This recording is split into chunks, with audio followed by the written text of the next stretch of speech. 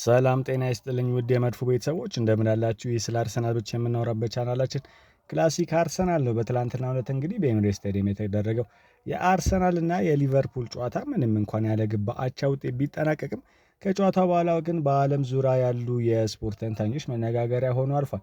በተለይም በጋብሪኤል ማርቲኔሊ እና በኮኖር ብራድሌ መካከል የተፈጠረው ክስተት እነ ጋሪ ኔቭል እና ሮይ ኪንን እጅግ አስቆጥቷል። በዛሬ ቪዲዮችን እንግዲህ ታዋቂ የእንግሊዝ ፕሪሚየር ሊግ ተንታኞች ስለ ትላንቱ ጨዋታና ስለ አርሰናል የዋንጫ ጉዞ የሰጡት ትኩስ አስተያየትን በዝርዝር ይዤላችሁ ቀርብ ያለው እስከ መጨረሻው ድረስ አብራችሁን ቆዩ። ነገር ግን ከዛ በፊት ለዚህ ቻናል አዲስ ከሆናችሁ ሰብስክራይብ እንዲሁም ደግሞ ቪዲዮ ላይክ አድርጋችሁ ጀምሩ ስል በአክብሮት ጠይቃለሁ። ወደ ዝርዝር ጉዳዮቹ እንግባ። የመጀመሪያው ሰው የሚሆነው እንግዲህ የአርሰናሉ የምንጊዜ ኮከብ ኤአር ራይት ነው። ኤአር ራይት ከትላንትናው የአርሰናልና ሊቨርፑል ጨዋታ በኋላ በሰጠው ሰፊ ትንታኔ በአንድ በኩል ለቀድሞ ክለቡ ያለው ትልቅ ስጋት፣ በሌላ በኩል ደግሞ ለተጫዋቾች ያለው ጥብቅናን ሲያሳይ ተደምጧል። ራይት በተለይ አርሰናል ፋይናል ሰርድ ላይ የነበረው ደካማ የፈጠራ ብቃት ክፉኛ የተቸ ሲሆን ቡድኑ የግብ ዕድሎችን በመፍጠር ረገድ መቸገሩ ለዋንጫ በሚደረገው ጉዞ ላይ እንቅፋት ሊሆንበት እንደሚችል አስገንዝቧል። በጨዋታ መገባደጃ ላይም ጋብሪኤል ማርቲኔሊ ጉዳት የደረሰበትን የሊቨርፑልን ተከላካይ ኮነር ብራድሌን ከሜዳ ለመግፋት በመሞከሩ ከሌሎች ተንታኞች የደረሰበትን ጠንከር ያለ ነቀፌታ የራይት ለማለስለስ ሞክሯል። እንግዲህ ድርጊቱ ስፖርታዊ ጨዋነት የጎደለው መሆኑ ባይካድም ማርቲኔሊ ይህን ያደረገው በጨዋታው በነበረው ከፍተኛ ግፊትና ሰዓት የማባከን ስሜት ውስጥ ሆኖ በወሰደው ፈጣን ግልፍተኝነት እንጂ የተጫዋቹን ትክክለኛ ማንነት እንደማይገልጽ በመጥቀስ በከፊል ተከላክሎለታል። ከዚህም በተጨማሪ ራይት ለወጣቱ የሊቨርፑሉ ተከላካይ ብራድሌ ለደረሰበት ጉዳት ያለውን አዘኔታ በመግለጽ አርሰናል በመሪነቱ ለመቀጠል በማጥቃት ረገድ ትልቅ መሻሻል እንደሚያስፈልገው አጽንኦት ሰጥቶበታል። በመቀጠል እስኪ የሊጉ የምንጊዜ ከፍተኛ ግብ አስቆጣሪ አለን ሺረር ምን አለ የሚለው ለማየት እንሞክር።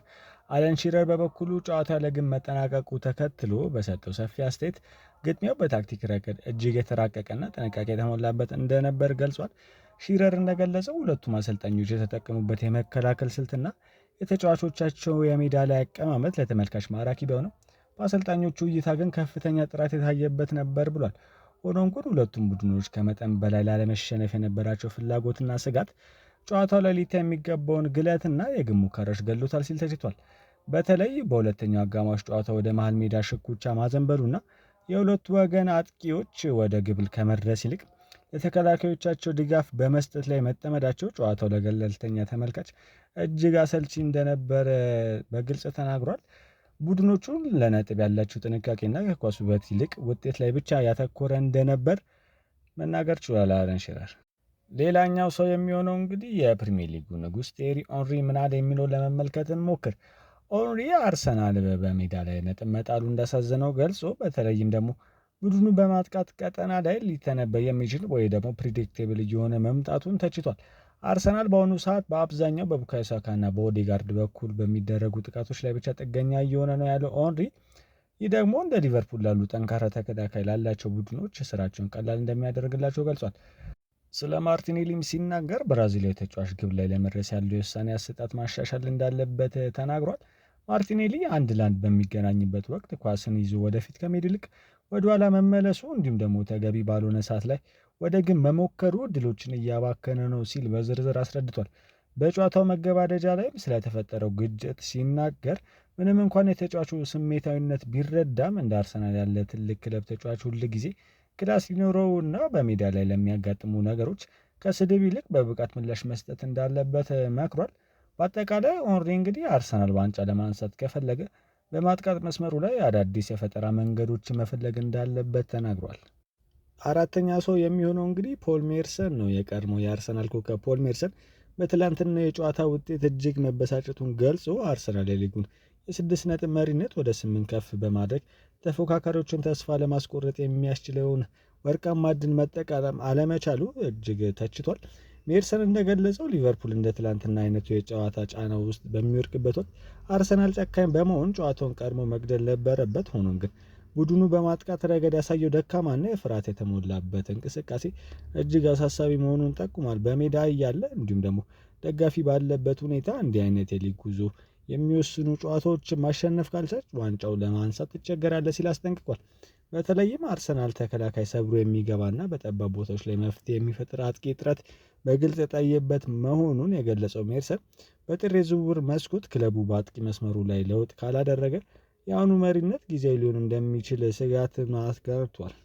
ሌላው ሮይኪን ምን አለ የሚለው ለመመልከት እንሞክር። ሮይኪን እንደተለመደው ምንም አይነት ሚስጥር ሳይደብቅ በጨዋታ ላይ የታየው ስነ ምግባር የጎደለ ድርጊት አጥብቆ ተችቷል። ኬን የጋብሪኤል ማርቲኔሊ ተግባር ፍጹም የሚያሳፈር ሲል የገለጸ ሲሆን አንድ ፕሮፌሽናል ተጫዋች በገባድ ሁኔታ ተጎድቶ ሜዳ ላይ ለወደቀ ባልደረባው ሊኖረው የሚገባው ሰብአዊነት እና ክብር መጉደሉ እጅግ እንዳሳዘነው ተናግሯል። ማርቲኔሊ ያደረገው ነገር ትልቅ ስህተት ነው። ተጫዋቹ በቃሬዛ እየወጣ ባለበት ሰዓት እንዲህ አይነት ግፊት ማድረግ ስፖርታዊ ጨዋነት የጣሰ ነው ሲል ገልጿል። ኪነ አክሎም የአርሰናል ተጫዋቾች በጨዋታው መገባደጃ ላይ ትኩረታቸውን ጎል ማስቆጠር ላይ ከማድረግ ይልቅ አላስፈላጊ በሆኑ ንዝንዞችና ግጭቶች ውስጥ መግባታቸው ትልቅ ድክመት ነው ሲል ተናግሯል። እስኪ አሁን ደግሞ ጄሚ ካራገር ምን አለ የሚለውን ለማየት እንሞክር። ጄሚ ካራገር በበኩሉ የሊቨርፑልን የመከላከል ጥንካሬና የአሰልጣኙን ታክቲካዊ ብስለት አድንቋል። ካራገር እንደገለጸው ሊቨርፑል በመጀመሪያው አጋማሽ በአርሰናል ከፍተኛ ጫና ቢደረግበትም እንዲሁም ደግሞ ጥቂት መሳሳቶች ቢታዩበትም በሁለተኛው አጋማሽ ግን ጨዋታው ሙሉ ለሙሉ ተቆጣጥሮት ነበር ብሏል። ሊቨርፑል ከረፍት መልስ ወደ ጨዋታ የተመለሰበት መንገድ ድንቅ ነው፣ እንዲሁም ደግሞ የአርሰናልን የማጥቃት መስመር አጥፍተውታል ሲል ተናግሯል። በተለይም ደግሞ ኮነር ብራድሌ ጉዳት በኋላ ቡድኑ ሳይደናገጥ ጨዋታው በአቻ ውጤት መጠናቀቁ የሚደነቅ መሆኑ ገልጿል። ውጤቱ ለሁለቱም ቡድኖች በሜዳ ላይ ላሳዩት ጥረት የሚገባና ፍትሐዊ መሆኑንም ገልጿል። በመጨረሻም እስኪ የራሴን አንድ አስተያየት ተናግሬ ለመጨረስ እንሞክር። ምንም እንኳን ትናንት ነጥብ መጣሉን ለደጋፊዎች ቅር የሚያሰኝ ቢሆንም አርሰናል በዚህ ውድድር ዘመን ሊጉን ዋንጫ እንደሚያነሳ ምንም ጥርጥር የለውም።